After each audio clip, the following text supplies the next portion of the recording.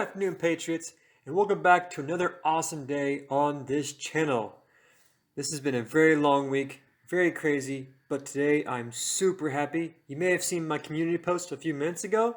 Yeah, it happened. We finally got an answer. We finally got a result.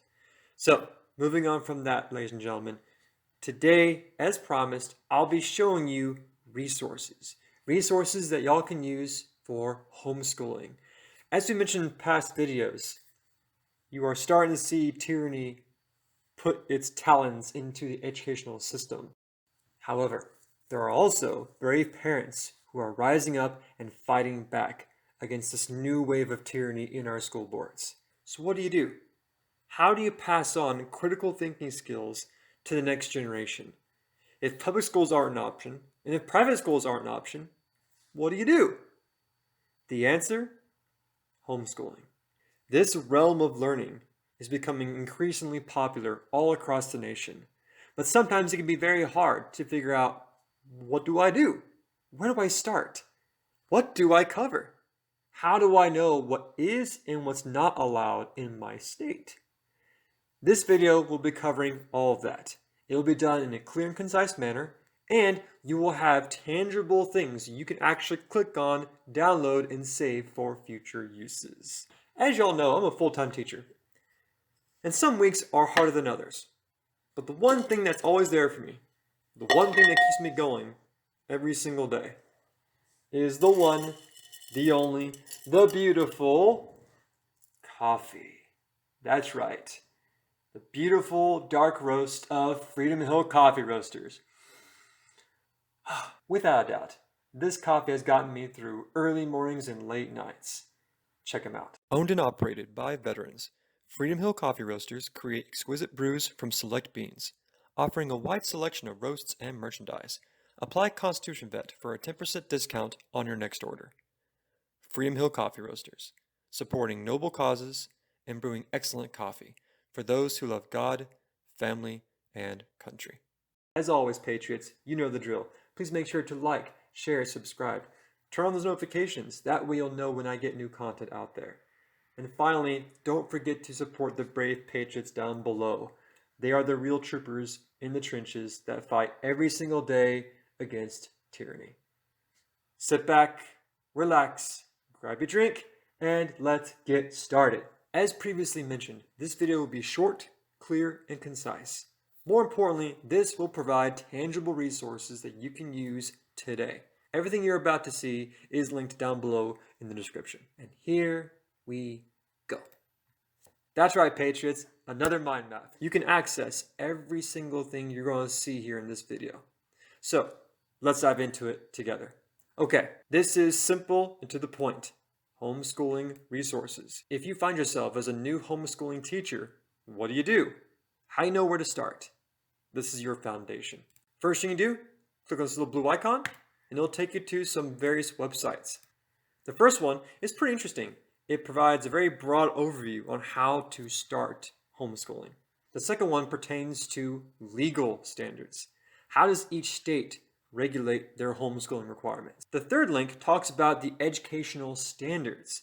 When you click on it, it'll bring up a map, and it'll show you all the states and what their common core requirements are. Now, if your state is not on this link here, you can always just search up your state's information through Google or DuckDuckGo. For example, if you type in Texas Education Standards, it brings up this link here below. So that's the first step to building your homeschooling foundation. Understand what homeschooling is actually like, figure out what laws apply to your state for homeschooling, and determine what is your state's educational standards. Now, as you can tell, this mind map is separated between two sections. The left is middle school courses.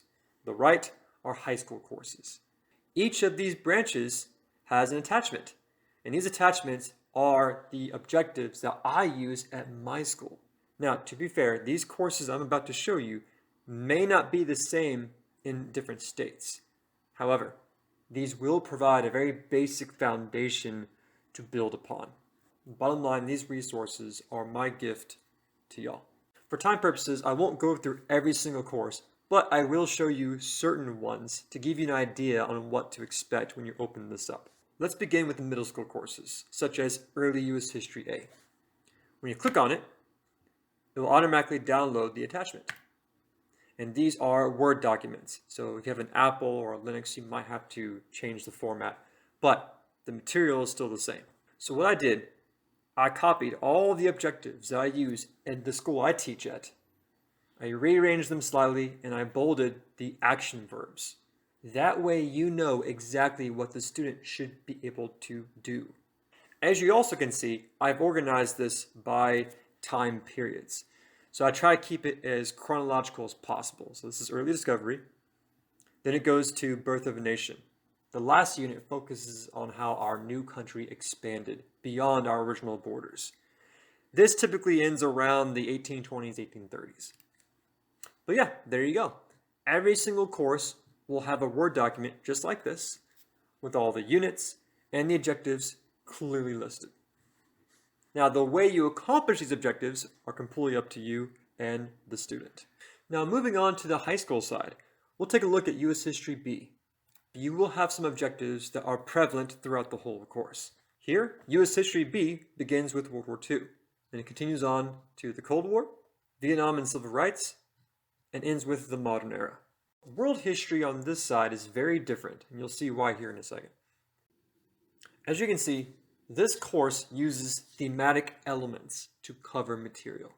Tons of room for customization. I use the following question to guide the course whenever I teach it. How are humans connected throughout the world? These courses are geared for students who can apply broad concepts to understanding history. World History A and B are almost identical when it comes to the objectives. The topics obviously will be different, but what's expected of the student will be the same. As you can see, these objectives do not apply to any certain moment in world history. These are broad. These focus on the student being able to look at the big picture and make connections using macro history. Macro history is a look at the big picture of history, not just the small events. By the end of World History A and B, the student should be able to craft an argument.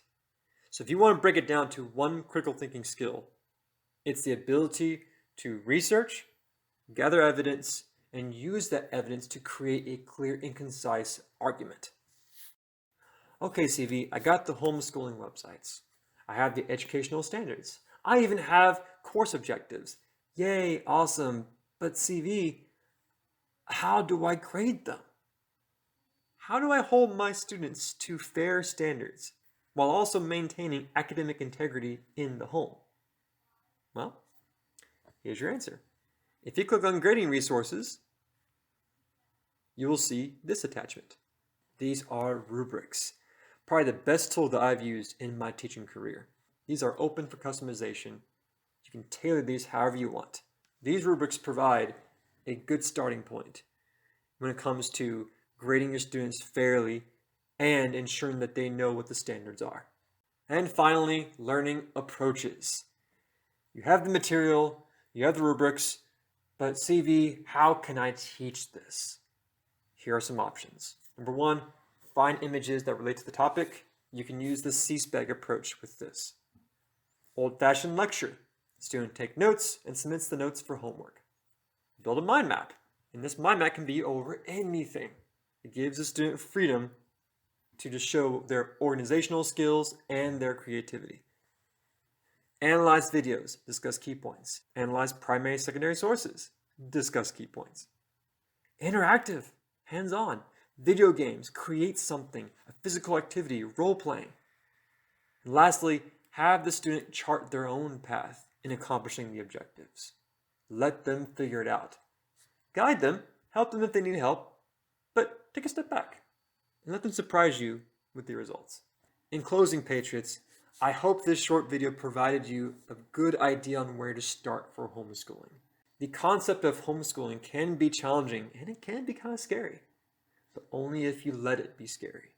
Use these resources I provided to you. Let these serve as a good starting point, a way to build a strong foundation for future lessons. That way you know the next generation is going to be taught the right way. Never surrender, never submit. This is Constitution Vet, signing out.